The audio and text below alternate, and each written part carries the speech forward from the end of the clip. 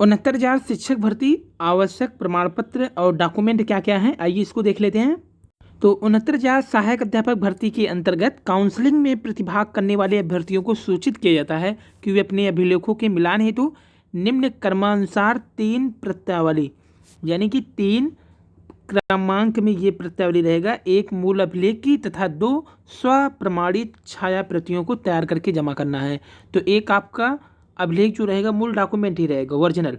दूसरा क्या रहेगा, 2 आप फोटो कॉपी करा लेंगे प्रत्येक अभिलेख की, जो आप स्वप्रमाणित करेंगे, मतलब वहाँ पे आप अपना सिग्नेचर भी करेंगे नीचे। तो यहाँ काउंसलिंग हेतु निर्धारित जांच पत्र क्या क्या रहेगा इसको देखते हैं। तो ये पहला है आवेदन शुल्क जो है उसका मूल बैंक ड्राफ्ट, जिसके पीछे अभ्यर्थी का नाम, पिता का नाम, पता, मोबाइल नंबर का उल्लेख होगा। ये ड्राफ्ट जो बनेगा आपका बैंक ड्राफ्ट, उसके लिए समय दिया जाएगा। 100 रुपया स्टाम्प पर नोटरी शपथ पत्र मूल रूप में छाया प्रति वाली प्रत्यावली संलग्न करिए, तो मूल रहेगा। उसके बाद आप इसका फोटोकॉपी भी कराएंगे। प्रारूप 1 का घोषणा पत्र, प्रारूप 2 का घोषणा पत्र, ऑनलाइन आवेदन पत्र, पहचान पत्र। इसके अलावा हाई स्कूल के अंक पत्र और प्रमाण पत्र, ये रहेगा आपका हाई स्कूल के अंक पत्र और प्रमाण पत्र, इंटर के अंक पत्र प्रमाण पत्र, स्नातक के अंक पत्र और प्रमाण पत्र, प्रशिक्षण अंक पत्र एवं प्रमाण पत्र, बीएड कॉलेज के एनसीटी से मान्यता प्राप्त आदेश की छाया प्रति यानी फोटोकॉपी, टेट के अंक पत्र एवं प्रमाण पत्र, सहायक अध्यापक भर्ती परीक्षा का जो अंक पत्र आप निकलवाए थे नेट से उसको। और यहाँ पर यदि आवेदक शिक्षा मित्र हैं तो अनुभव प्रमाण पत्र, फिर निवास प्रमाण पत्र आवेदन के पूर्व का हो।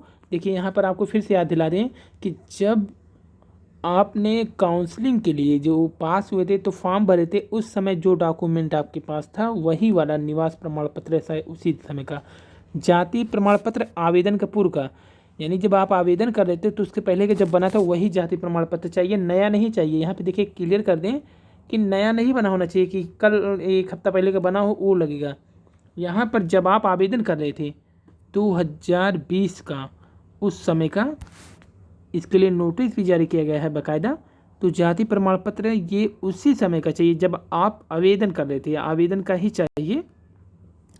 2 राजपत्रित अधिकारियों द्वारा निर्गत चरित्र प्रमाण पत्र, 2 राजपत्रित अधिकारी।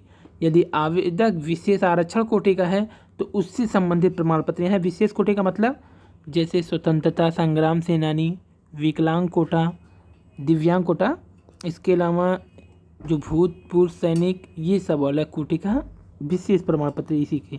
और 4 पासपोर्ट साइज फ़ोटो। तो ये पूरे प्रमाण पत्र को आपको तैयार करना है।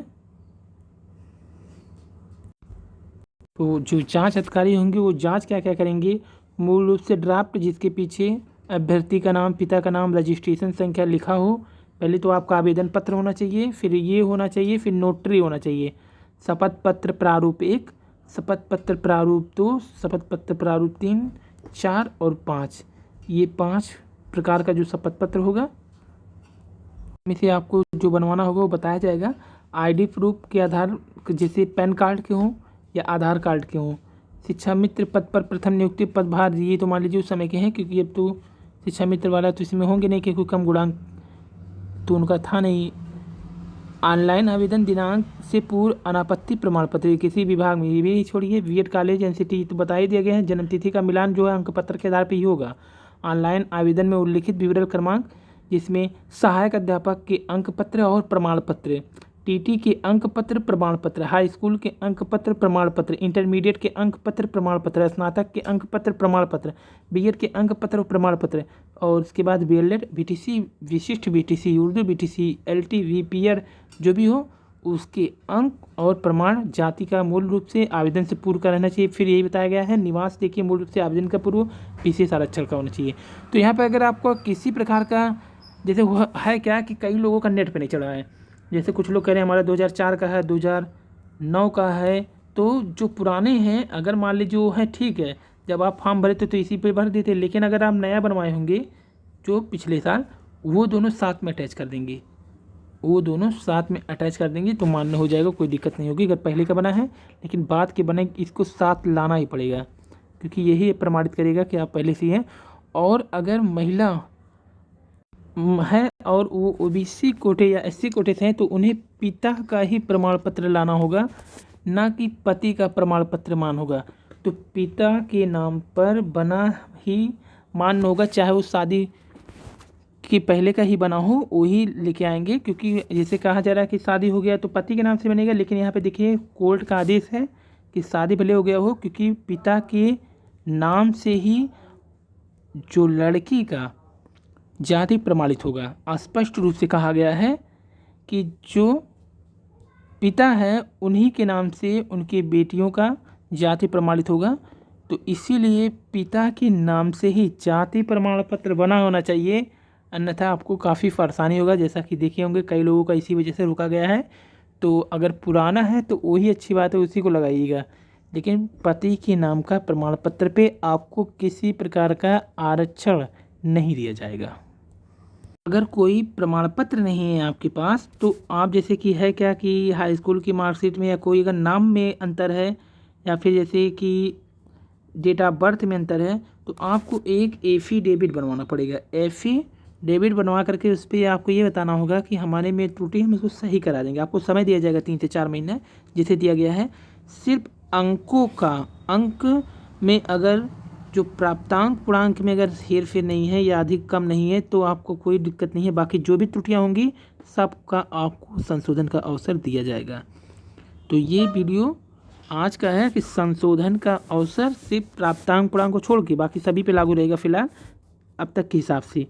तो यही आपको डॉक्यूमेंट तैयार करने हैं। हाई स्कूल के मार्कशीट, हाई स्कूल के सर्टिफिकेट, इंटर के मार्कशीट, इंटर के सर्टिफिकेट, ग्रेजुएशन के ऑल मार्कशीट। यहाँ देखिए तीनों मार्कशीट रहने चाहिए। अगर तीनों मार्कशीट अनिवार्य रूप से वो लेंगे मिलान के लिए। इसके अलावा अगर आपका डिग्री नहीं है तो आप 6 महीने के लिए मान होता है प्रोविजनल, वो बनवा लीजिएगा, प्रोविजनल बनवा लीजिएगा। इसके अलावा ग्रेजुएशन सर्टिफिकेट के बाद देखिए B Ed marksheet, certificate, TET marksheet और उसके बाद एप्लीकेशन फॉर्म जो है रजिस्ट्रेशन फॉर्म उसकी मार्कशीट जो आप निकलवाए थे ये सब, पैन कार्ड या आधार कार्ड में से कोई एक, डोमिसाइल, उसके बाद कास्ट सर्टिफिकेट। देखिए जनरल का कोई भी सर्टिफिकेट नहीं लेगा। जैसे परेशान आप लोग हैं जनरल का क्या जो है प्रमाण पत्र लगेगा जात का, तो नहीं जनरल को कुछ नहीं बनाना है क्योंकि समान सीट है तो उसको कुछ नहीं लगेगा उन लोगों को। ये जो ओबीसी होंगे, एससी होंगे या फिर जो अन्य होंगे उनके लिए। और यहाँ पे लिफाफा 3 रखिएगा। डाक टिकट लगा हुआ 25x3 लिफाफा लगेगा। कैरेक्टर सर्टिफिकेट आपको बता ही दिया गया है कि 2 बनवाइएगा, 2 अलग अलग अधिकारियों से रहेगा। डीडी के लिए आपको समय दिया जाएगा, 500 की डीडी बनेगी उत्तर प्रदेश सचिवालय के नाम से। और एफिडेविट 100 रुपये का लगेगा और फोटो आपका 4 लगेगा। एक एफिडेविट अलग लगेगा अगर करेक्शन होगा तो उसके लिए। ये कुल अपडेट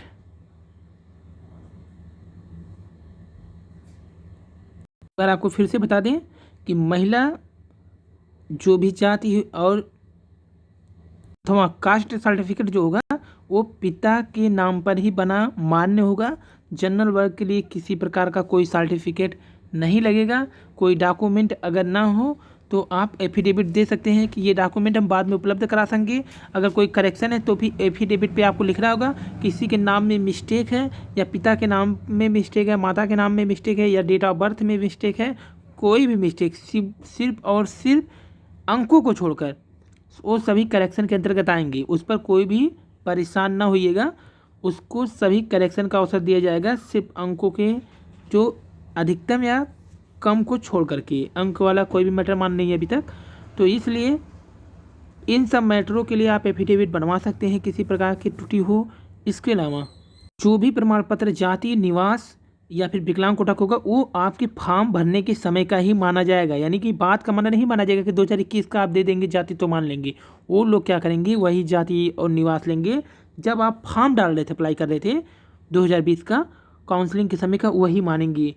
तो ये हो गया। इसके अलावा अगर आपके पास पुराना है जो नेट पे नहीं है तो उसको रखी रहिए, वो भी वो बहुत ज़रूरी है। आप नया जो बनवाएंगे उसी के साथ अटैच करके लगेगा। ये थी आज की वीडियो, धन्यवाद।